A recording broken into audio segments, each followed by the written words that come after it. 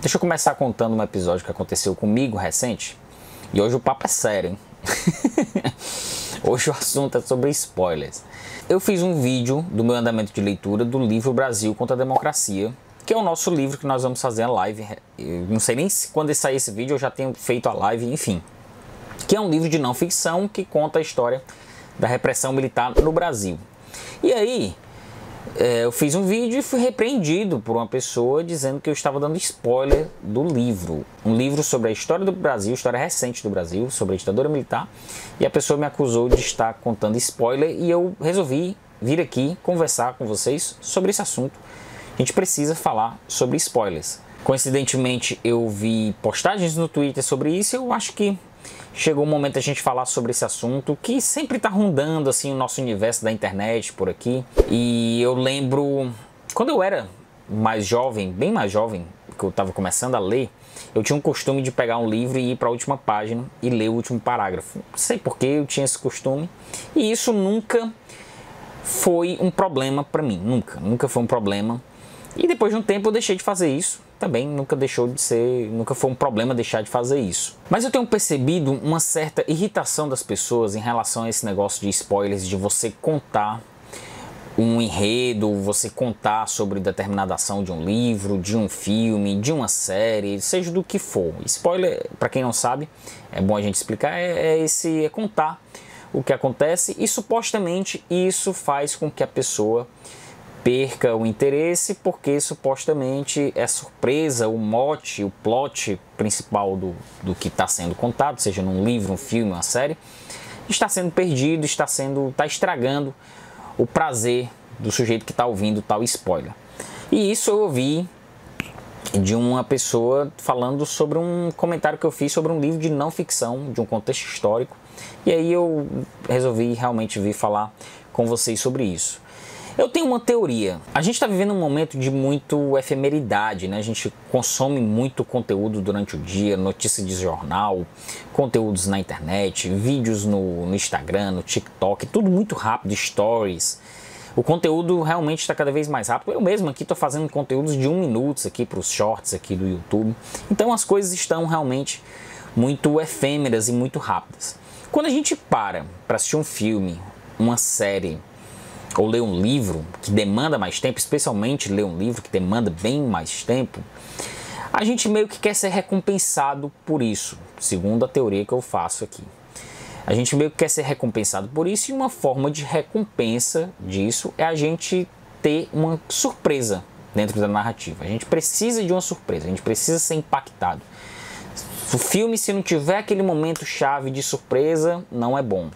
Se a série não tiver o episódio que dê um plot, a virada do tal plot twist, também não é bom. O livro, se não chegar na última página e não der uma lição de moral, um rebuliço, alguma coisa, o livro é morno, também não é bom. A gente precisa sempre ter algo que nos surpreenda a qualquer preço, independente da linguagem, independente das personagens, independente do andamento das ações. Sempre a gente está querendo uma recompensa, uma surpresa por esse tempo que a gente está investindo. É como se a jornada toda de um filme de 2 horas, 1h40, 1h50 até o final, 2 horas de filme, não servisse se não tiver aquele momento que lhe entregue um momento efêmero de emoção. A mesma coisa são com os livros, a mesma coisa são com as séries, a mesma coisa é com tudo que a gente tá vivendo. O vídeo aqui no YouTube, para prender sua atenção, tem que ter um suposto artifício narrativo ou que a gente esteja comentando aqui. Inclusive eu acho que esse formato aqui mesmo que eu estou fazendo, sentadinho, de frente para vocês, eu acho que esse tipo de formato também não vai durar muito tempo. A gente vai ter que ter alguma surpresa aqui, você vai ter que ser impactado quando você estiver assistindo esse vídeo aqui, para ser suficiente e recompensador do seu tempo. A gente está virando meros consumidores de conteúdo e a gente está perdendo, em essência, consumo da arte em si, da essência da arte. É um papo que pode ser, o Darwin tá com um papo muito de crítico, deixa eu ser feliz aqui com minha sériezinha. Eu entendo perfeitamente, eu adoro também perder um pouco do senso crítico e só curtir o momento. Só que isso tá transformando o debate numa situação muito pobre, tá deixando tudo muito oco. A gente tá numa corrida aceleradíssima de consumir todo tipo de conteúdo. Sai a série da Netflix que tá todo mundo falando, todo mundo tem que correr para assistir. Vai lá, assiste. Daqui a 2 dias ninguém nem lembra mais de nada. E isso tá trazendo outro problema, né? Que é o imediatismo. Então eu acho, segundo essa minha teoria aqui, que acho que outras pessoas também já formularam, não deve ser nada de inédito, é que essa história de spoilers, de plot twist, tá dando um resultado aliado à questão de internet, de aceleração do conteúdo que a gente consome. Tá deixando a coisa muito imediata, então tá tudo dentro de uma cadeia. E aqui eu tô divagando, tô conversando com vocês pra gente pensar juntos sobre esse tema. E eu entendo que certas narrativas, elas precisam que o spoiler ele seja preservado. O spoiler não pode ser dito gratuitamente. Por exemplo, as narrativas de romances policiais.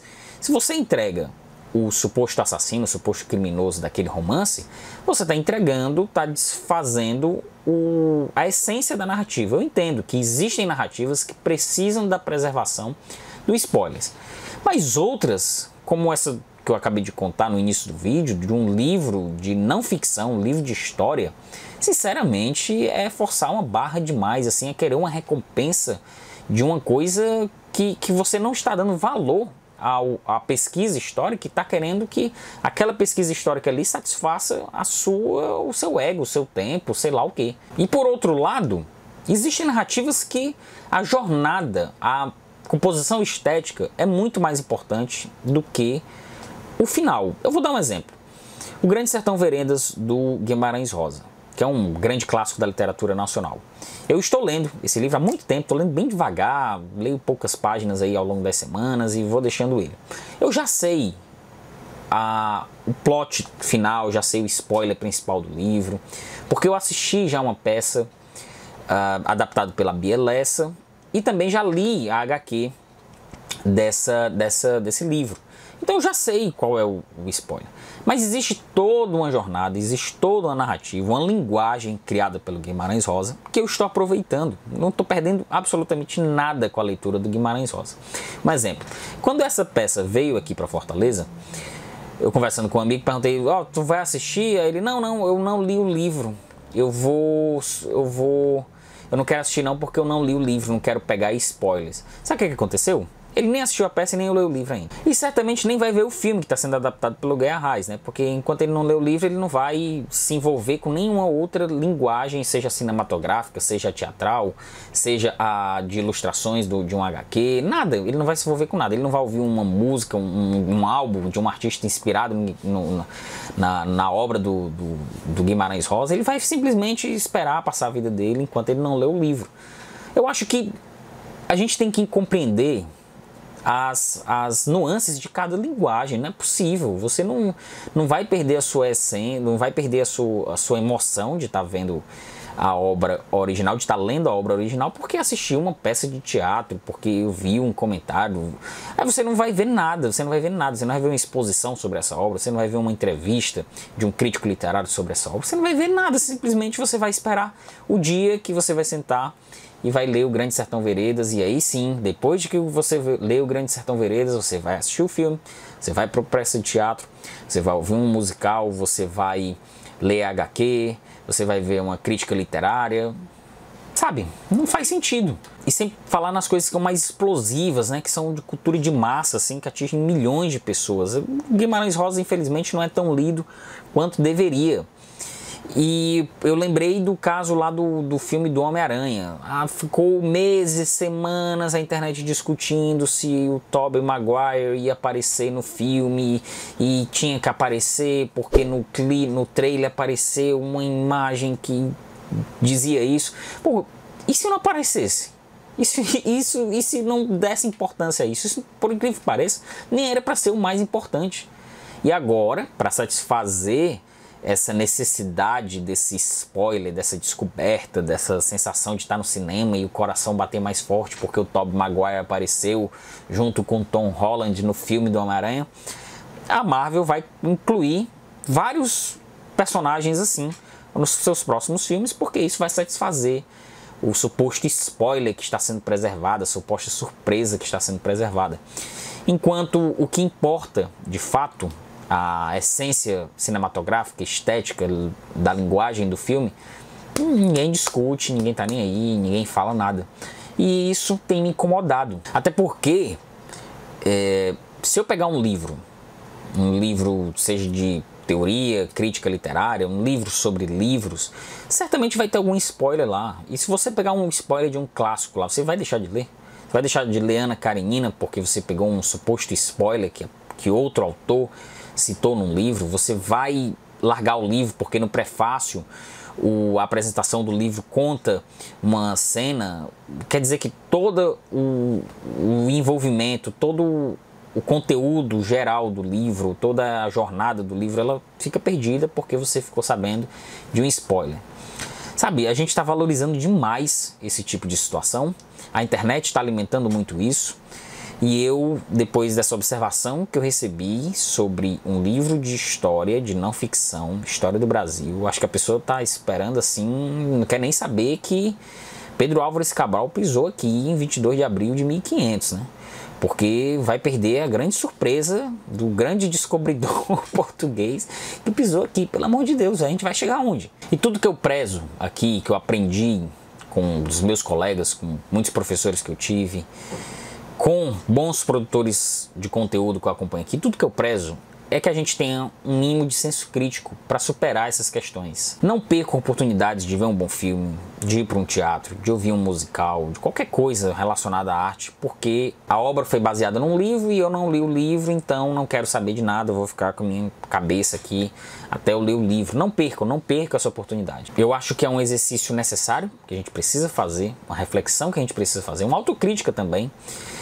Eu também não vou, a partir de agora, nos meus vídeos, sair contando spoilers e tal. Não vou fazer isso, vou fazer do mesmo jeito que eu sempre me comprometi a fazer aqui com vocês. Inclusive eu li 4 livros de uma série da Helena Ferrante e acho que eu fui muito bem sucedido em não contar spoilers e conseguir pensar coisas muito interessantes para falar do livro, da série napolitana sem contar spoilers. Eu acho que é um exercício também que me ajuda. Mas a gente tem que tomar cuidado com os exageros. Não dá para virar fanático do spoiler e achar que acabou o mundo porque supostamente você soube de determinado enredo de um filme, de uma série, de um livro. Aí não dá, ainda mais um livro de não ficção. Então precisei vir aqui debater isso com vocês. Eu quero os comentários de vocês. O que é que vocês acham sobre isso? Se eu também estou exagerando, se há um exagero total de toda parte, se está todo mundo doido aqui na internet, se a geração de conteúdo, essa desenfreada, esse imediatismo de gerar conteúdo, está deixando a gente sem senso do que é um conteúdo para a internet, do que é uma obra de arte. A gente está meio que nivelando a coisa muito por baixo. Vamos conversar? Os comentários estão aqui embaixo. Eu vou adorar ler as mensagens de vocês e vou respondendo na medida do possível. Lembre-se de se inscrever no canal, é sempre muito importante. E aí em breve eu volto com outros debates. Fazia um tempo, né, que a gente não conversava assim sobre esses assuntos, só a câmera ligada aqui e a gente debatendo sobre esses temas. Sempre que for incomodado sobre algum assunto, eu vou voltar aqui pra gente conversar. Deixa o comentário, se inscreve no canal, deixa o like, é isso aí. Valeu!